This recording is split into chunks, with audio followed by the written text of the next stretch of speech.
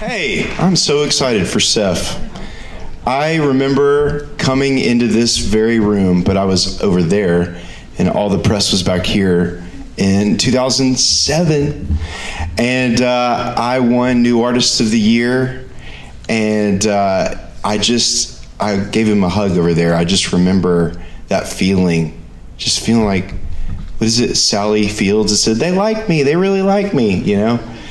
It was a whirlwind for me, and I'm just watching Seth back here. I'm really excited for him.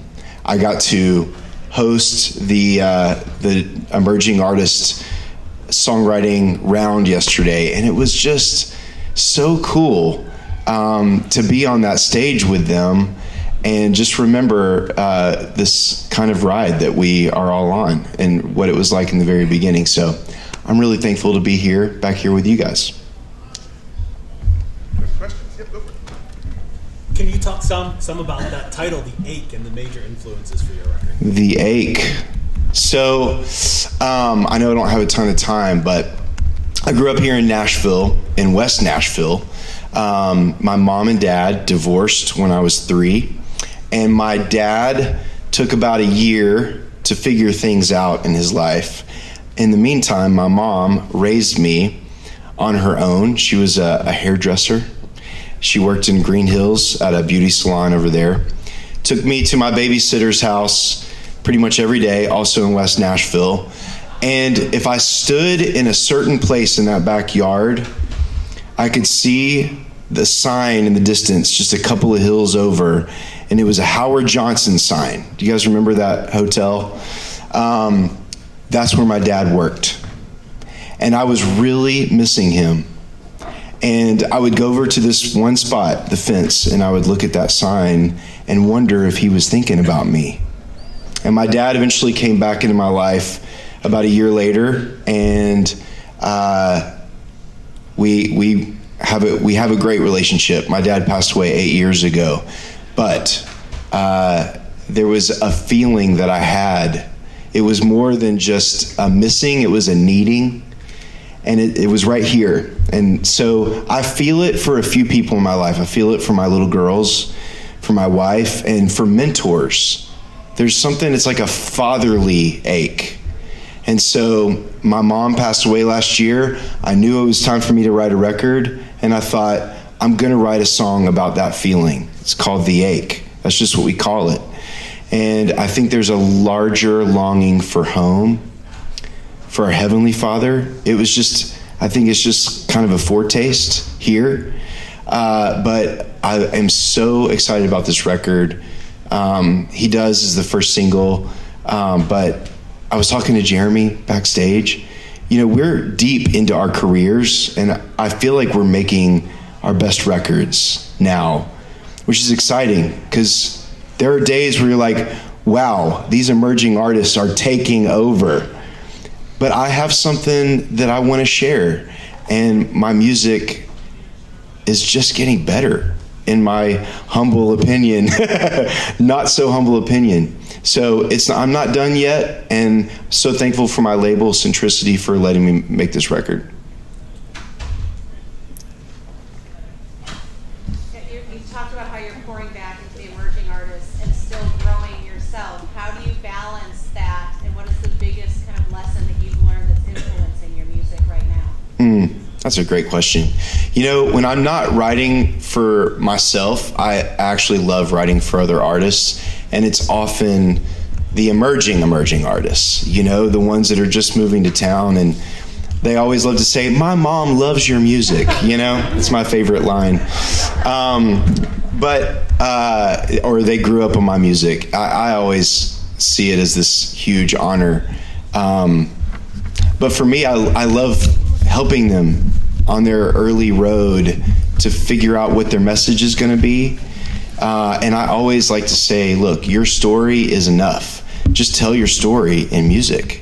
That's what I've done. You know, my first single was I'm Not Who I Was. It didn't have a chorus. It kind of broke the rules of songwriting, and I always encourage them to break the rules, because that usually is what worked for me, you know? So and I don't like giving advice. I just kind of like being available, Yeah. Dwight? Yeah, you want to talk a little bit about your show in your backyard? Yes. That was a really cool show. You want to talk a little bit about it? Yeah, K-Love has been amazing to let me do this concert series in my backyard. It's called Brandon's Backyard, and we have country songwriters, Nashville songwriters, as well as artists come on the show. I have a bridge that goes over a creek, and so we just turn the bridge into a stage. And so K-Love On Demand, we've done 5 episodes, and we're going to do 3 more in the fall. It's one of my favorite things that I get to do every year. It's just fun to have people, songwriters, and also my neighbors are the people sitting in the backyard typically. So they won't call the police on me. It's really why I invite them, But anyway, it's so fun. It usually happens in October. You're invited. You're all invited. Just, come on. It's really fun. We usually have good barbecue and really good music. Thanks, Dwayne. One more in the corner.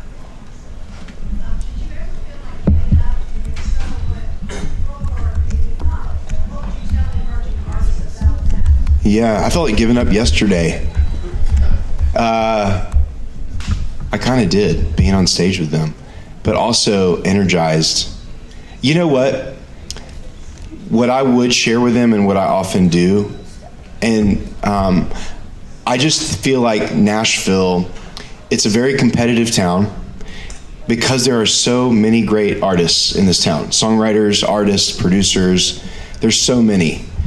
Nobody knows why we slip through the cracks. God only knows, and it's probably his fault, But one of the things that is great about this town and that we need to lean into is to be challenged, but also it makes us better at what we do, So seeing these younger artists come in and be innovative and expressive, I tend to work with younger producers because they usually know the tricks that I don't know. I'm more what we call a top liner, so I'm more of the songwriter, but I employ the help of a lot of great track guys, producers, to help me innovate and push the envelope of what I'm doing, and I feel like it makes me better. So you can either take the competition and let it crush you, or you can let it fuel you to be better yourself, and that's usually what I encourage them to do as well. We have time for one more question. Not? I'll take it. All right. Give us quickly the overview of Scars. Yeah. Thank you for asking about that. Scars was written for Matthew Sullivan. Matthew is the pastor at the Covenant School here in Nashville. If you don't know about the Covenant School, last year, unfortunately, 6 people lost their lives. 3 were children, 3 adults that all worked at the Covenant School.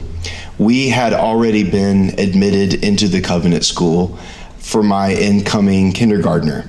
And just that morning, March 27th, we call it that Monday, we got a little welcome bag on our front doorstep for our daughter who was to go to Covenant.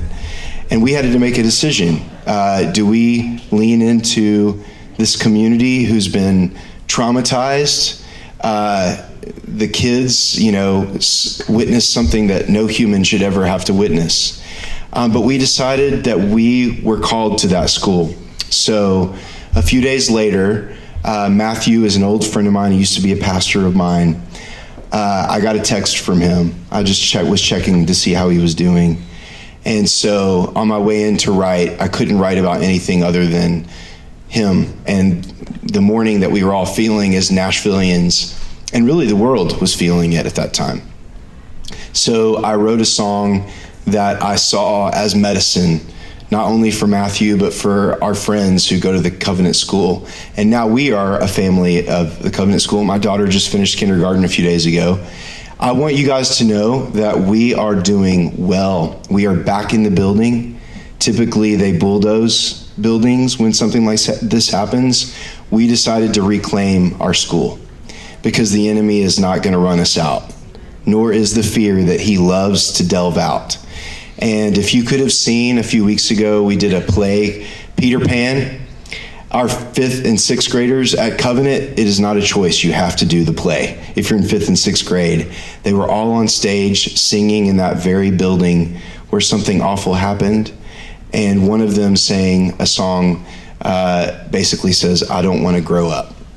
And if you thought that innocence was lost that day, there's still a lot of innocence and beauty in these kids, in this community. I've never loved Nashville more.